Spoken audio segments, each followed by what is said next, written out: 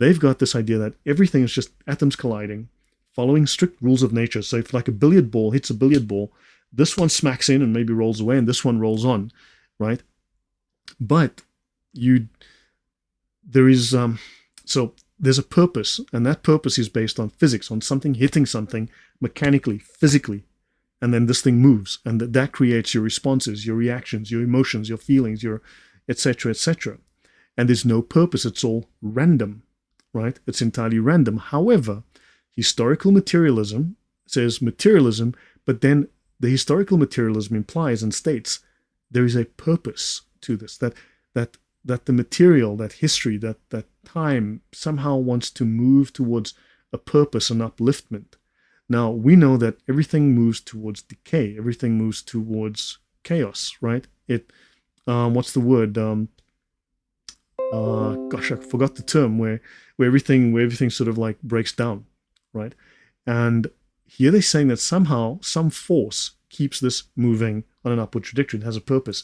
Now we say God has a purpose. Entropy. Thank you very much. Entropy. Yeah. And they're saying that, hold on, no. Entropy is not the purpose. On the one hand, atheists and scientists will tell you the universe is moving towards entropy. On the other hand, they'll tell you it has a purpose, a higher purpose. It's progressive. And Marx is telling us, no, it has a purpose. Where's the purpose coming from? What mind? Purpose comes from minds. How can random matter knocking into matter and moving into entropy develop purpose? That's completely incoherent. It is contradictory. It is complete garbage. But here it is. We'll discuss that in another show.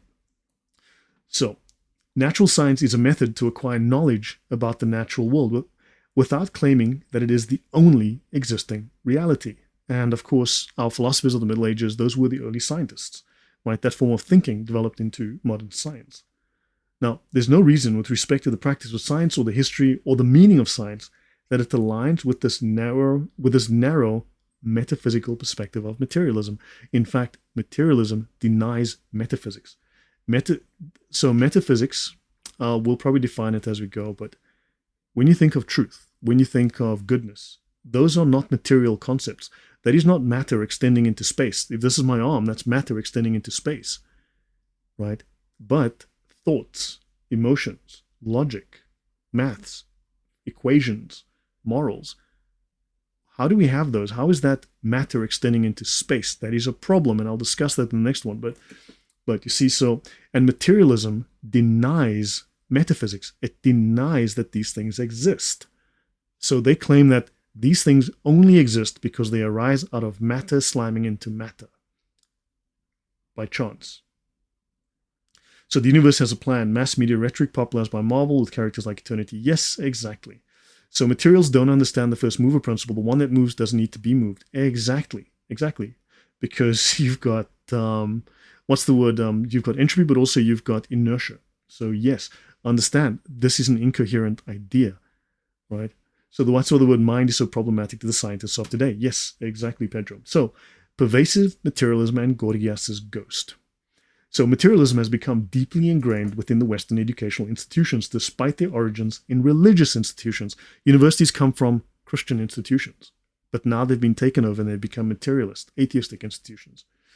During the 19th and 20th centuries, materialism infiltrated and now dominates academic philosophy. They deliberately did so. So regardless of the specific academic discipline, physics, psychology, or sociology, materialist assumptions underpin the field and are very hard to challenge today. So in psychology, materialism denies, crazily enough, materialism in psychology denies the existence of the very subject you claim to be studying, which is the mind and consciousness. So we come back to Gorgias, nothing exists. And if it did, you can't communicate it, but nothing exists. You don't exist. I don't exist. So who the heck's talking to me? Shut up. So as a psychologist, this blatant contradiction should undermine your acceptance of materialism. It fails to make logical sense, and it contradicts your own area of expertise. The scientific materialist wants to say that only those things that you can touch, taste, feel, measure, weigh, or can do experiments on, only those things matter. Only those things exist.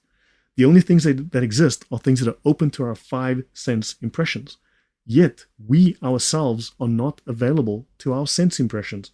We experience ourselves as free agents and as conscious beings directly. How do I taste? You don't. Your self doesn't taste like anything, right? So So yeah, basically, if these guys had to rewrite certain famous phrases, they'd say something like, "I stink, therefore I am," because according to them, thinking is an illusion. It is a delusion. The idea that you are a self that exists is an illusion. It is your mind deluding you. Whatever. Quite literally, that's where they go. Now, these guys are more contradictory than Muslims, yeah. So materialists say that's an illusion. Your consciousness, are not real. Only sense impressions are real. When submitted to reason, materialism as a philosophy collapses immediately. So yeah, thanks God. I'm glad you enjoyed. Nose runs and feet smell. Yeah, yeah.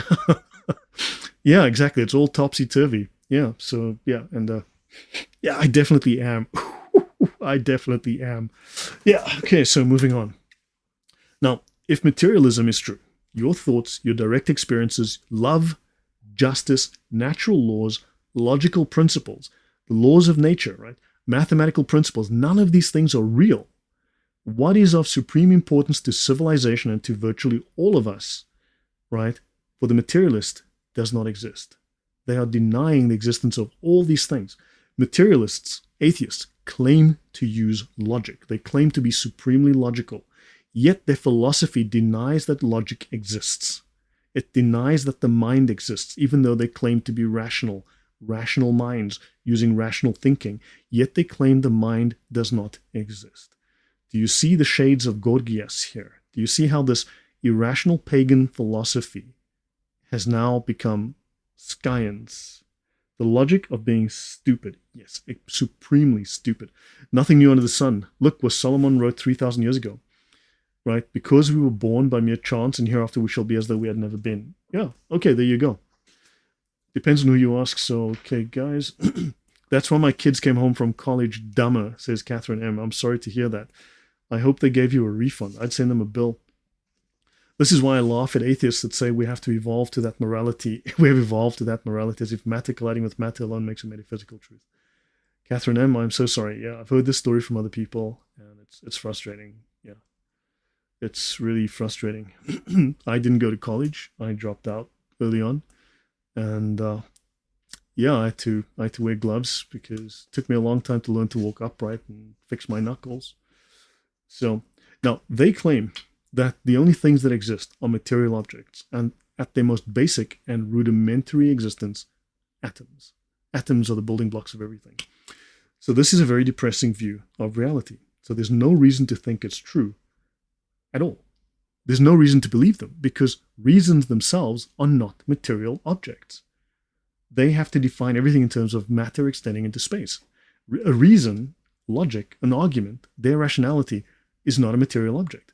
It is, understand, it's completely insane. This is backwards. It doesn't even make sense, right? It's completely just irrational. It's nonsense.